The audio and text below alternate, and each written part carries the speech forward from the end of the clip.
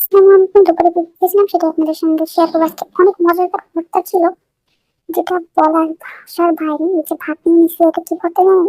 ভর্তা যাই একবার খেয়েছি, খেয়েছি কিনা আমি জানি না, তবে আমার মা বানায়। কি বলবো, আপনি এটা অবশ্যই ট্রাই করবেন। আমার জানা মতো কেউ এটা তো খায়নি। এটা কি জানেন? বুঝতে বিচি তা ভর্তা করলে এত মজা হয় বলার বাইরে।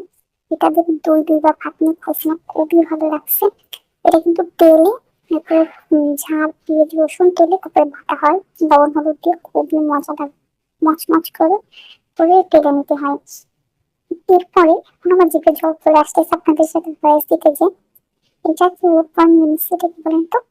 এটা হলো চাপা শুটকি ভর্তা। আর এটা কিন্তু শুধু চাপা না, এটা লাউ পাতাতে চাপা শুটকি বেটে তারপর এটা ভাজা ভাজা করছে, এটা আগে সেদ্ধ করে নিতে হয় সবকিছু, তারপর বেটে তেলে সুন্দর করে ভাজতে হয়। কি যে মজা, আমি দেখেন কতবার নিছি। লাস্টে দেখতে পারবেন যে ডালের ভিতরে আমি এটা নিয়ে খাইছি। এত মজা, এত মজা, এটা মানে অসাধারণ এক কথা।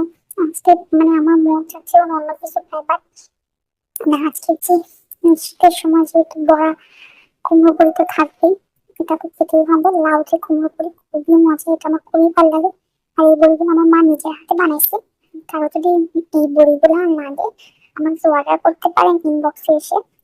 আমি এগুলা বা এখন থেকে ভাবছি যদি কেউ অর্ডার দেয় তাহলে সেল করবো, কারণ এটা আমার মা নিজে হাতে বেটে তারপরে বানায়। খুবই টেস্ট হয়, দেখলে বুঝতে পারতেছেন একদমই গলে দিচ্ছে।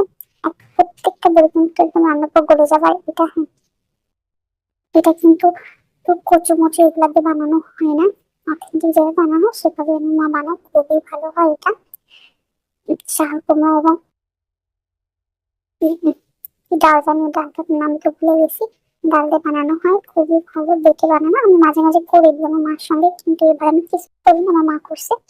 বলতে বলতে এই যে ওটা দিয়ে মজা করে খেয়ে নিলাম। খেয়ে পর একটু শেষ পাতে একটু ডাল না হলে হয় না, এটা একটু মানে ঘন ডাল ছিল, ওটা আমি খাচ্ছিলাম। তারপরে মনে ভাবলাম যে একটু সবজি নিয়ে দেখি কেমন লাগে। এই যে দেখতেই পাচ্ছেন শুটকি নিচে, শুটকিটা পরের থেকে আমার মনে হচ্ছে না। আর ওই যে ওই ভর্তাটা তো অনেক মজা, কিন্তু ওই ভর্তাটা সবার খাওয়ার পর আমি খেতে বসছি, তো এই জন্য যা যেটুকু ছিলাম সবটুকু খেয়ে ফেলছি।